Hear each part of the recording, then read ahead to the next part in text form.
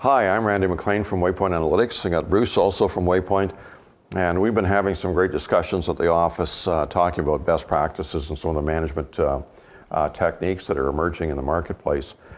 And one thing that we're particularly excited about is new value-based or profit value-based customer segmentation.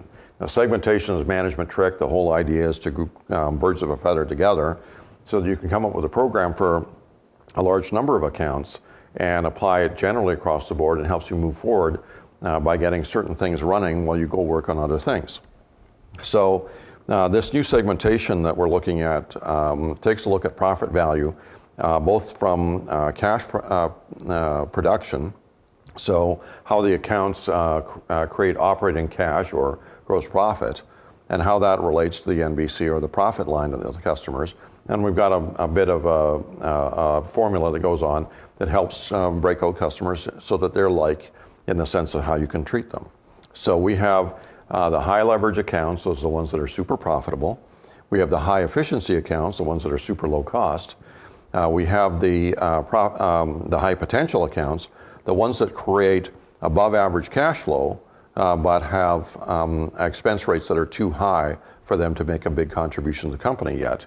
The profit drain accounts, they're the ones that produce above average cash flow, but actually consume more than that in their resources and wind up losing money for the company. So Randy, if let's say all of them have sales of 100%, and then they have some margin dollar rate, maybe it's 20%. Yes. And the cost of service 10% or 17% or whatever. Or 37%. Exactly. So just give me, so the high leverage accounts, they have some margin, but where's that cost to serve, and how fat is that operating profit or NBC margin? Well, there's a good point. The high leverage accounts are really important because they have above average cash production with below average expense rates. So the high leverage, well, if your average margin for a warehouse business is 22, they could be 25. Or they could be 15. Or 15, but the gap between it is huge. So you're making a big NBC percent. Exactly, on these there's guys. a big spread on whereas the efficiency guys, they just have a very low cost to serve percent. Right. But still profitable. I mean, they won't have as fat a profit margin as the high leverage, but they're super efficient. Like, what's that all about? Where's that come from? Exactly.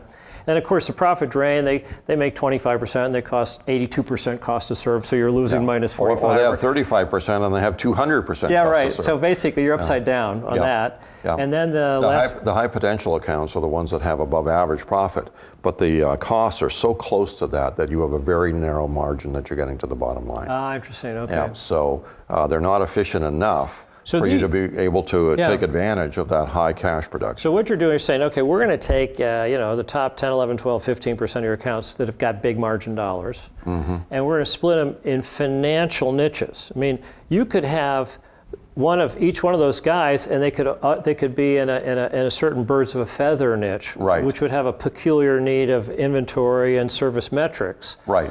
But that's sort of another next dimension. We're just saying, hey, we can be a lot more efficient just financially speaking, in a sense. That's exactly what we're saying. And in fact, when we look at the high leverage accounts, for example, those are the accounts that'll be maybe bringing 23, 25, 28, 30% of every revenue dollar to the bottom line. Right. Whereas most of your accounts may be 8% to the bottom line. And so if you've got somebody that's bringing 32% of every revenue dollar to the bottom line versus your average of 8 or 10, you got somebody that's going to give you 3 times as much bottom line for each incremental sales dollar as your average account.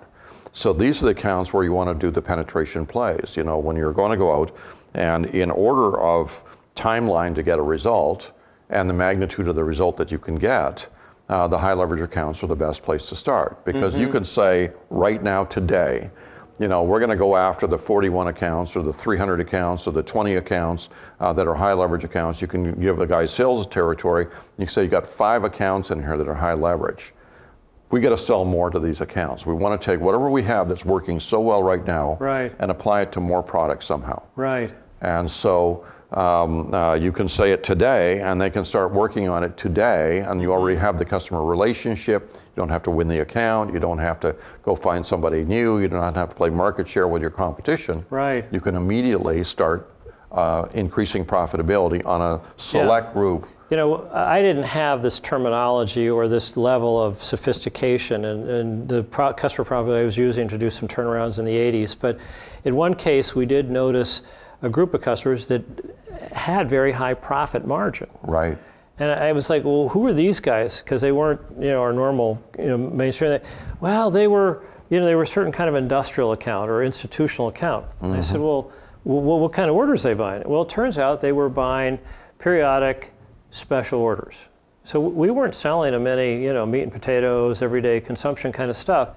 And when I went out to call on them, I realized, you know, I said, what pissed, you know, upset you the most? And the opposite would be good service, and made them normal little tricks. They said, well, basically, I want to call you and get a very fast price and availability. Is it going to be 8 weeks, 12 weeks, 15 weeks out? Because I want to get the paper off my desk. I'm in my little silo. I want a clean desk at the end of the day. I don't want the quote back to the customer before the other guys. Well, and then the other thing, no, that wasn't that. It was just, it was internal. Oh, I see. You know, it was a big university campus security stuff, you know. Okay. Or it was, you know, Boeing, and they had a huge complex in Seattle, obviously. And then they said, but you know, that really bothers me is somebody calls up and says, when is the stuff for job 6 going to come in at whatever? I have to go find a file, and this is before they really had great database stuff. I said, well, what if we gave you a little summary report? We co-created right there. Well, we wound up doing 150 reports. We print them out twice a month, and basically they just gave us 100% of all their stuff. They didn't bother even calling anybody else. They said, I'm just going to call these guys because I'm going to get the paper on my desk and I know where it is. Right. So it's all 30%, you know, less 10. Cost to serve, it gives us 20 kind of stuff. So that you'll. And that's where you apply the service edge to the. So keep your eyes open and say, why are these all coincidentally? And you might find a pattern and an underlying service like that. Right. Now the next group that is interesting to me is the high efficiency accounts. These are the ones that have above average cash production.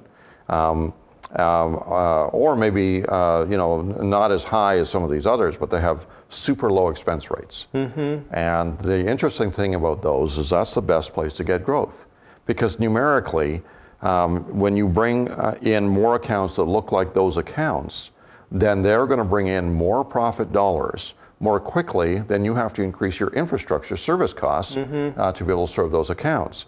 So all things being equal, if I bring in 100 accounts, but there are all these HEAs, and you bring in 100 accounts of all types, then basically all things being equal, your service costs increase at the same rate as your profits, or more commonly at a poorer rate than your costs, because on average you're going to get more poor accounts than good accounts. And this is exclusively good accounts.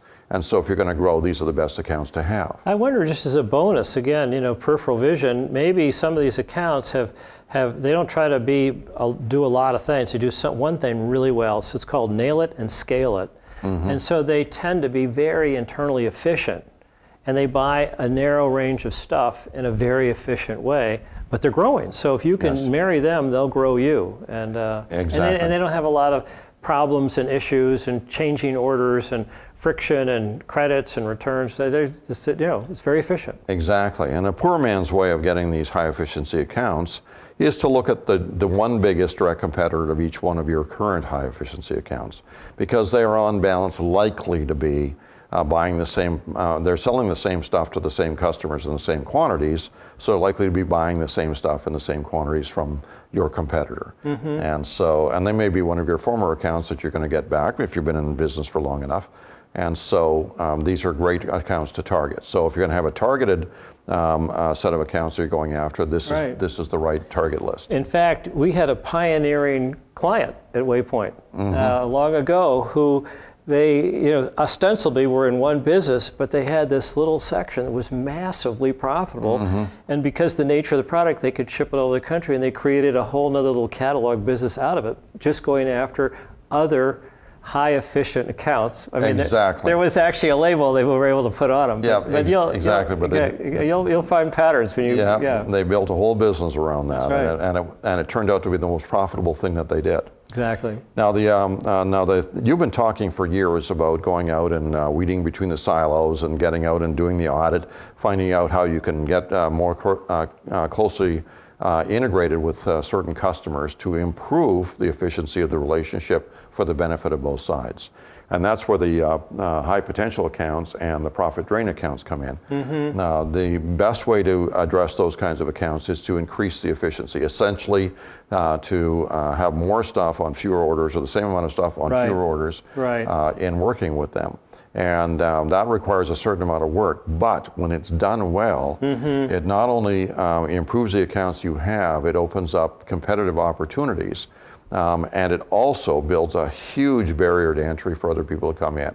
If you've gone in and done the California closet thing with them, if you understand what they need and making sure that they're getting what they want, exactly they want it for their business, then it's very, very hard for a competitor to come in and displace you in that account. And you know, it doesn't matter which one of the 4 categories you're looking at. In every one of them, you can right-click and you can look at 11 different dimensions. And if you go to the bottom of all those ranking reports, you're going to find, you know, the 20% of invoice or 1% of the spend. You're going to find all these SKUs are being bought $1 at a time, 415 times. You're going to see obvious stuff where you say, you know what, we could go out and reorganize them and we'd both win. Obviously, much bigger win-win from lose-lose with the profit drain accounts, but all of them, you can look at the profitable orders versus unprofitable. No, there's friction in all of them. And then for those of you that have WayPoint, you'll be familiar with these things. Other people that don't have WayPoint, what we're really talking about is WayPoint does very, very detailed costing on a line-by-line basis. It knows exactly where a company makes or loses money. And this information is used to sort out these different kinds of accounts so that your sales force can be completely focused on doing the right things with the right accounts rather than just trying to bring in as much business as they can. And so that's been a real key, and it's one of the reasons why people with WayPoint get such great profit gains in what they do, is they can apply some of these principles using actual data and knowledge to make sure they're doing the right thing with the right account. So anyway, nice conversation. Thanks for sharing your insights. Thank you for spending some time with us, and we're looking forward to continuing the conversation in future videos.